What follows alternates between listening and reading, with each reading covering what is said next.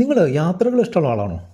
എല്ലാ വർഷവും വലിയൊരു യാത്ര നടത്തണം, അല്ലെങ്കിൽ എല്ലാ 6 മാസം കൂടുമ്പോഴും 1-2 യാത്രകൾ നടത്തണം എന്നൊക്കെ താല്പര്യപ്പെടുന്ന ആളുകളാണ് എന്നുണ്ടെങ്കിൽ നിങ്ങൾക്ക് യാത്രകൾ പ്ലാൻ ചെയ്യാനുള്ള ഫിനാൻഷ്യൽ സ്റ്റെപ്പുകളാണ് ഈ വീഡിയോയിലൂടെ പറയാനായിട്ട് പോകുന്നത്. കഴിഞ്ഞ വെക്കേഷന് നിങ്ങൾ എങ്ങോട്ടാണ് യാത്ര പോയത്, അല്ലെങ്കിൽ നിങ്ങൾക്ക് യാത്ര ചെയ്യാൻ പറ്റുമോ, ആ കാര്യം ഒന്ന് കമൻറ്റ് ചെയ്തുകൊണ്ട് ഈ വീഡിയോ ഒന്ന് കണ്ടിന്യൂ ചെയ്തോളൂ. മിക്കവാറും എല്ലാവർക്കും യാത്ര ചെയ്യാൻ താല്പര്യമാണ്, പല സ്ഥലങ്ങൾ കാണാൻ താല്പര്യമാണ്, പല ആളുകളെ കാണാൻ താല്പര്യമാണ്. പക്ഷേ അതിനൊക്കെ തടസ്സമായിട്ട് വരുന്നത് പണമാണ്. കൃത്യമായിട്ട് പ്ലാൻ ചെയ്യുകയാണ് എന്നുണ്ടെങ്കിൽ യാത്രകൾ വളരെ എഫക്റ്റീവായിട്ട് യാത്രകൾ നടത്താനായിട്ട് വരും. പലരും ലോണുകൾ എടുത്തൊക്കെയാണ് യാത്ര പോകാറുള്ളത്. പേഴ്സണൽ ലോണൊക്കെ എടുത്ത് യാത്ര പോകുന്ന ആളുകളുണ്ട്. അങ്ങനെ പേഴ്സണൽ ലോണൊക്കെ എടുത്ത് ഒരു 5 ലക്ഷം രൂപ വെറുത്തുള്ളൊരു യാത്ര പോവുകയാണ് എന്ന് കരുതുക. ഈ 5 ലക്ഷം രൂപ ഒരു 14%, ഇപ്പോഴത്തെ സാധാരണ പേഴ്സണൽ ലോണിൻ്റെ നിരക്ക് ഒരു 14%ഒക്കെയാണ്. അപ്പോൾ ഈ 14% പലിശ കൊടുത്ത് ഒരു 5 വർഷത്തേക്കുള്ള ഒരു ലോൺ എടുത്ത് കഴിഞ്ഞിട്ടുണ്ടെന്നുണ്ടെങ്കിൽ 11,634 രൂപ വെച്ച് 60 മാസം അടയ്ക്കുമ്പോൾ 6.98 ലക്ഷം രൂപയായിട്ട് മാറും. അതായത് 7 ലക്ഷം രൂപ തന്നെ. അതായത് നമ്മളൊരു യാത്ര നടത്തുന്നതിനായിട്ട് 2 ലക്ഷം രൂപയോളം നമ്മൾ പലിശയും ഏകദേശം 5 വർഷം അതിൻ്റെ പിന്നാലെ നടക്കുകയും വേണ്ടി വരും. അങ്ങനെ യാത്ര ചെയ്ത് കഴിഞ്ഞാൽ പിന്നെന്താണ്, നമ്മളുടെ അടുത്തൊരു 5 വർഷത്തെ ബഡ്ജറ്റ് ഏതാണ്ട് സ്റ്റക്കായി. സാധാരണക്കാരുടെ കാര്യമാണ് ഞാൻ പറയുന്നത്. സാധാരണക്കാരെന്താണ്, കൃത്യമായിട്ട് ഒരു പ്ലാനും പദ്ധതിയൊക്കെ ജീവിക്കുന്ന ആളുകളുണ്ടെന്നുണ്ടെങ്കിൽ പോലും അവർക്ക് പോലും ഇങ്ങനെ ഒരു അഡീഷണൽ ഒരു 12,000 രൂപയുടെ EMI വരിക എന്ന് പറയുന്നത് അടുത്തൊരു 5 വർഷത്തെ പദ്ധതികളെ താളം തെറ്റിക്കുന്ന ഒരു തരത്തിലായിരിക്കും. കൃത്യമായിട്ടുള്ള ഫിനാൻഷ്യൽ ഡിസിപ്ലിനുള്ള ആളുകൾ യാത്ര ചെയ്യേണ്ടത് എങ്ങനെയാണെന്ന് വെച്ചാൽ കുറച്ച് മുൻകൂറായിട്ട് പ്ലാൻ ചെയ്തുകൊണ്ട് യാത്ര ചെയ്യുമായിരിക്കും നന്നാവുക. അങ്ങനെ മുൻകൂറായിട്ട് യാത്ര ചെയ്യുന്ന ഒരാളാണ് എന്നുണ്ടെങ്കിൽ കുറേ കൂടെ നിങ്ങളുടെ കാര്യങ്ങൾ ഇമ്പ്രൂവ് ചെയ്യാനുള്ള ഒരു സജഷനും, ഇനി അങ്ങനെ ചെയ്യാത്തവർക്ക് എങ്ങനെ അത് സ്റ്റാർട്ട് ചെയ്യണമെന്നുമാണ് ഈ വീഡിയോയിലൂടെ നമ്മൾ ഡീറ്റെയിൽഡ് ആയിട്ട് പറഞ്ഞു തരുന്നത്. ഈ കാര്യങ്ങൾ നിങ്ങൾ താല്പര്യപ്പെടുന്നുണ്ടെന്നുണ്ടെങ്കിൽ നിങ്ങൾ ഈ വീഡിയോ ഒന്ന് ലൈക്ക് ചെയ്തുകൊണ്ട് മുന്നോട്ട് പോവുക.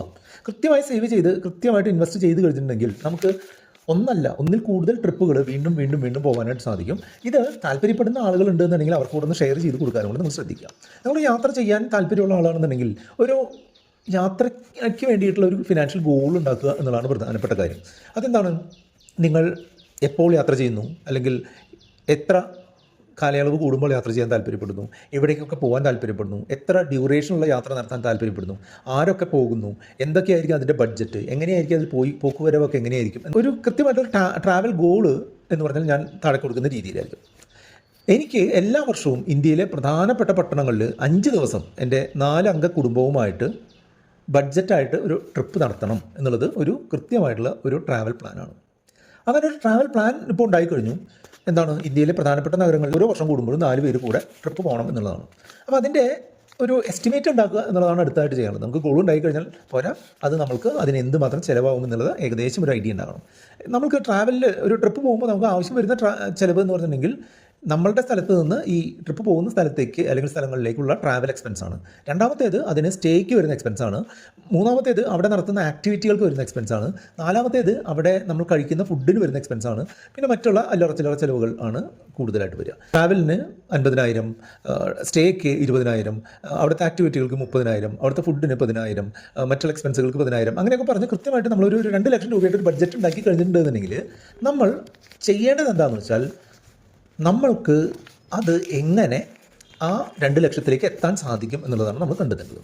2 ലക്ഷം അടുത്തൊരു വർഷം കൊണ്ട് ഉണ്ടാക്കണമെന്നുണ്ടെങ്കിൽ ഒരു മാസം ഏകദേശം 16,600 രൂപ നമ്മൾ ഓരോ മാസം സേവ് ചെയ്യണം.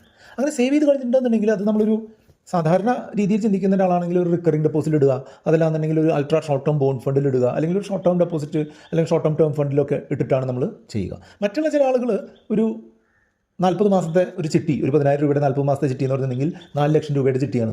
അത് ഒരു 1.5 വർഷം കഴിയുമ്പോൾ 3 ലക്ഷം രൂപ വരെയൊക്കെ നമുക്ക് വിളിച്ചെടുക്കാനായിട്ട് സാധിക്കും. 3 ലക്ഷം അല്ല, അതിൽ കൂടുതൽ 3-3.5 ലക്ഷം രൂപയ്ക്കൊക്കെ നമുക്ക് വിളിച്ചെടുക്കാനായിട്ട് സാധിക്കും. അങ്ങനെ വിളിച്ചെടുത്തത് കൊണ്ട് ആ ട്രിപ്പിന് വേണ്ടിയിട്ടുള്ള പ്ലാൻ ചെയ്യുന്ന ആളുകളുണ്ട്. പല ഓപ്ഷനുകളുണ്ട്. നമ്മൾക്ക് എന്തുമാത്രം റിസ്ക് എടുക്കാം, നമ്മൾ എത്ര കാലം അകലെയാണ് എന്നുള്ള കാര്യങ്ങളൊക്കെ നോക്കിക്കൊണ്ട് ഏറ്റവും സേഫായിട്ടുള്ള ഒരു ബാങ്കിലെ റിക്കറിംഗ് ഡെപ്പോസിറ്റുകൾ മുതൽ ഒരു എബവ് ആവറേജ് റിസ്ക് ഉള്ള ഇൻഡെക്സ് ഫണ്ടുകൾ പോലെ, ബാലൻസ്ഡ് അഡ്വാൻറ്റേജ് ഫണ്ടുകൾ പോലെയുള്ള പല തരത്തിൽ നമുക്ക് ഈ കാര്യങ്ങളെ പ്ലാൻ ചെയ്യാം. അപ്പോൾ നിങ്ങളുടെ ഒരു ആവശ്യമനുസരിച്ച്, അല്ലെങ്കിൽ നിങ്ങൾക്ക് എന്തുമാത്രം റിസ്ക് എടുക്കാൻ പറ്റും, നിങ്ങൾക്ക് എത്ര രൂപ വേണം, നിങ്ങൾക്ക് എത്ര സേവ് ചെയ്യാൻ സാധിക്കും എന്നുള്ളതിനൊക്കെ അനുസരിച്ച് വേണം നിങ്ങൾ ചെയ്യാനായിട്ട്. അപ്പോൾ നിങ്ങൾക്ക് 16,000 രൂപ എടുക്കാനുണ്ട്, ഒരു മാസം എടുക്കാനുണ്ട് എന്നുണ്ടെങ്കിൽ ഈ 16,000 രൂപയുടെ റിക്കറിംഗ് ഡെപ്പോസിറ്റ്, ഒരു വർഷത്തെ റിക്കറിംഗ് ഡെപ്പോസിറ്റ് ചെയ്യുകയായിരിക്കും ഏറ്റവും സിമ്പിളായിട്ടുള്ള മെത്തേഡ്. അതല്ലാന്നെങ്കിൽ 16,000 രൂപ ഓരോ മാസവും ഒരു മ്യൂച്വൽ ഫണ്ട് പോർട്ട്ഫോളിയോയിൽ ഡെറ്റ് കാറ്റഗറിയിലുള്ള മ്യൂച്വൽ ഫണ്ടിൽ ഇടുകയായിരിക്കും നല്ലത്.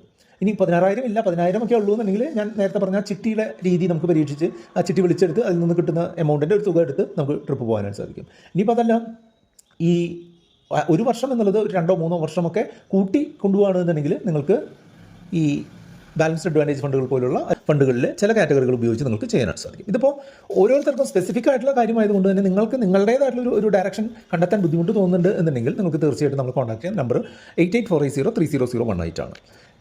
വാട്സപ്പിലാണ് നിങ്ങൾ കോൺടാക്ട് ചെയ്യേണ്ടത്.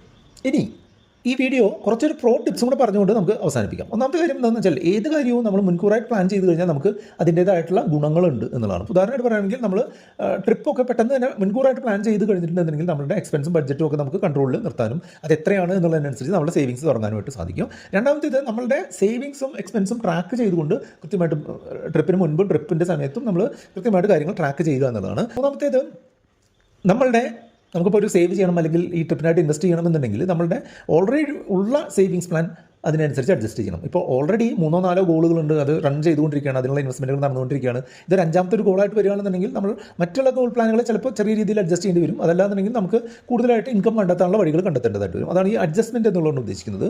പിന്നെ ഇപ്പോൾ ട്രിപ്പ് പോകുമ്പോൾ തന്നെ ഇപ്പോൾ 3-4 മാസം മുൻപ് തന്നെ നമ്മൾ അവിടേക്കുള്ള ബുക്കിംഗ് കൃത്യമായിട്ട് നടത്തുകയാണെന്നുണ്ടെങ്കിൽ തന്നെ കോസ്റ്റ് സേവിങ്സും അത്യാവശ്യം നല്ല രീതിയിലുണ്ടാവും. എപ്പോഴും ഒരു ഫ്ലെക്സിബിളായിട്ട് ചിന്തിക്കുകയാണെന്നുണ്ടെങ്കിൽ നമുക്ക് നല്ല ഗുണം കിട്ടാറുണ്ട്. അതായത് കാട്ടിലെ സീസണിൽ പോകുമ്പോൾ ഉണ്ടാകുന്ന റേറ്റിനേക്കാൾ കുറഞ്ഞ റേറ്റിൽ നമുക്ക് കാര്യങ്ങൾ നടത്താനായിട്ട് ഒരു ഓഫ് സീസൺ അല്ലെങ്കിലും ഓഫ് പീക്ക് സീസണിലൊക്കെ നമുക്ക് പോകാനായിട്ട് സാധിക്കും.